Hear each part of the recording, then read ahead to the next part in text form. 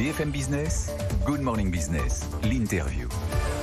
L'interview avec nous, Philippe Haim, président du directoire de la Banque Postale. Je rappelle, Banque Postale, 20 millions de clients, personnes physiques et morales. Et c'est important de préciser ces deux entités parce qu'il y a une vraie offensive de votre part du côté des personnes morales. On parle de cette annonce, de cette banque de financement et d'investissement. C'est une vraie mutation et ça va compléter votre panel du côté de la Banque Postale.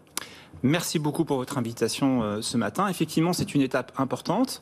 Nous sommes dans la construction d'un grand groupe de banques assurances qui aujourd'hui se doit d'avoir toutes les palettes des métiers d'un banquier, à la fois dans la banque de détail, dans la banque aux entreprises, où nous sommes déjà présents. Je rappelle que nous avons 25% de part de marché auprès des collectivités locales. Alors c'est une évolution, d'une certaine façon, qui est souhaitée par nos clients, qui souhaitent qu'on soit plus présent dans une plus grande palette de produits. Donc nous avons annoncé la naissance à compter du 1er janvier d'une banque de financement d'investissement qui est déjà forte de 1200 collaborateurs et qui est présente en région avec 30 centres d'affaires. Quelles vont être les évolutions justement très concrètes à partir de l'année prochaine Alors les évolutions très concrètes, c'est que nous allons élargir l'offre produit, c'est-à-dire que nous allons pouvoir servir nos clients dans toute gamme de produits où nous avons déjà des points forts. Comme je l'ai indiqué, nous finançons des projets structurés, des infrastructures pour des collectivités locales et cette expertise, nous souhaitons la partager maintenant à tout type d'entreprise, de toute taille, des PME, des ETI, des grandes entreprises et par ailleurs leur donner l'accès au marché obligataire à travers une activité d'émission que nous avons lancée. Et au total, le point important, c'est d'accompagner les entreprises dans leur croissance et c'est aujourd'hui important dans le cas du Covid. Pardon. Ce qui est très intéressant dans ce contexte, c'est d'avoir votre jugement sur comment se sont comportées justement les entreprises ces derniers mois, ces 18 derniers mois. Est-ce que vous les avez trouvées résilientes? Est-ce que vous les avez trouvées en forme? Alors, ce qui est très frappant, c'est qu'aujourd'hui, nous avons, ça a été commenté ce matin sur votre antenne, une reprise extrêmement forte en France, oui. 6% de croissance. Nous notons un rebond. Les entreprises aujourd'hui ont de la liquidité. Les fonds qui ont été levés à travers les prêts garantis pour l'État aujourd'hui sont pour l'essentiel encore sur les comptes, leurs comptes bancaires. Nous notons une sinistralité qui est extrêmement faible. Oui. Par le niveau de faillite a baissé, en tout cas de procédure a baissé de plus de 40% par rapport au niveau de 2019. Et ça, il ne va pas y avoir de rattrapage d'après vous? Il y aura nécessairement un rattrapage. Oui. Le point, c'est qu'aujourd'hui, grâce à toutes les mesures de soutien du gouvernement, le chômage partiel, les moratoires, les prêts garantis par l'État, aujourd'hui, nous avons des entreprises qui sont, je crois, prêtes pour ce rebond. C'est ce que nous voyons en pratique. Et des entreprises avec une trésorerie solide. Là, votre offensive, il s'agit justement d'aller grossir sur le marché des entreprises. Vous parliez des PGE. On l'a vu quand même, la Banque Postale était un peu à la traîne en ce qui concerne les PGE, en ce qui concerne ce soutien. Là, vous allez aller capter les besoins de financement, aller accompagner les PME, les ETI. Oui, alors, la Banque Postale, encore une fois, oui, nous lançons notre BFI. Ce qu'il faut remarquer, je tiens à le souligner, c'est que sous les prêts participatifs relance, qui ont succédé au PGE, qui sont en cours de déploiement, nous avons aujourd'hui eu jusqu'à 25% de part de marché. Nous sommes donc actifs sur ces instruments. Encore une fois, c'est de monter en puissance. Aujourd'hui, notre banque de financement et d'investissement, c'est à peu près 1 milliard de revenus. Notre ambition, c'est de porter cela à 1,5 milliard en 2025. Avec aussi une obligation à la diversification des revenus. C'est vital pour le groupe, c'est vital pour toutes les banques. Dans le piège des taux négatifs, il faut des transformations profondes. Absolument. Je crois que toutes les banques de détail en Europe, dans la zone euro, souffrent aujourd'hui. Parce que, rendez-vous compte, la Banque Postale, qui est par définition une banque qui collecte beaucoup de dépôts, c'est une des banques certainement les plus surliquides, compte tenu notamment de la collecte de livret A. Ces taux négatifs dont les effets se cumulent depuis maintenant 5 ans, 6 ans, imaginez, c'est une perte de revenus au global d'1 milliard d'euros. Donc c'est considérable. Et ce phénomène est également observé dans les autres grandes banques en Europe. Donc il est absolument nécessaire pour nous de diversifier nos revenus. C'est-à-dire qu'on agrège à ce socle de banque de détail d'autres types de revenus, notamment dans l'assurance, dans la banque aux entreprises, dans la gestion d'actifs, dans la banque privée. Est-ce que vous souffrez aussi peut-être de la multiplication des fintech, des petites startups qui, on a l'impression qu'il y en a une qui émerge tous les jours et qui peut-être vous prennent des clients à ce niveau-là?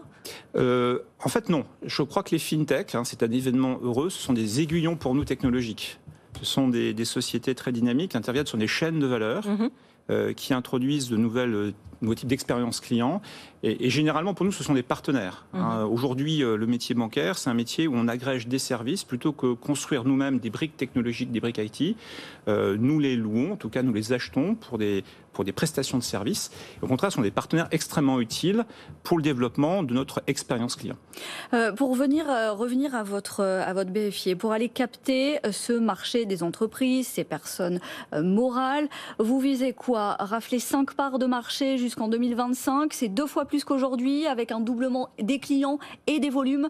Alors, notre ambition aujourd'hui, c'est d'atteindre effectivement 5% de part de marché d'ici 2025. Il faut mesurer ce que ça signifie. Il y a beaucoup d'acteurs étrangers qui ont essayé de pénétrer sur ce marché français. Ça a été très compliqué. Nous le ferons naturellement avec un esprit de responsabilité. Il s'agit, quand vous êtes un nouvel entrant, il s'agit naturellement de ne pas capter les mauvais risques sur le marché. J'ai confiance dans ce plan puisque nous avons les talents.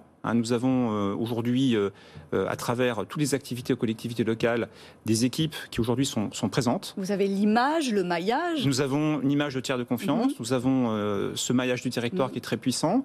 Et ces compétences dont nous disposons déjà vont pouvoir être transposées pour les entreprises. Vous n'allez pas recruter pour renforcer cette BFI? Alors, naturellement, nous projetons de nous équiper en talents, en experts d'ici 2025. C'est dans notre plan.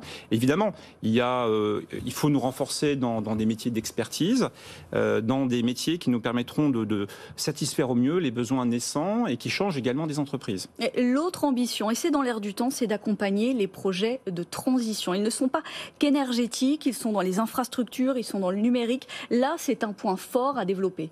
Oui, et je crois que c'est un point fort, un point d'expertise de la Banque Postale. Depuis très longtemps, nous sommes un acteur de la transition.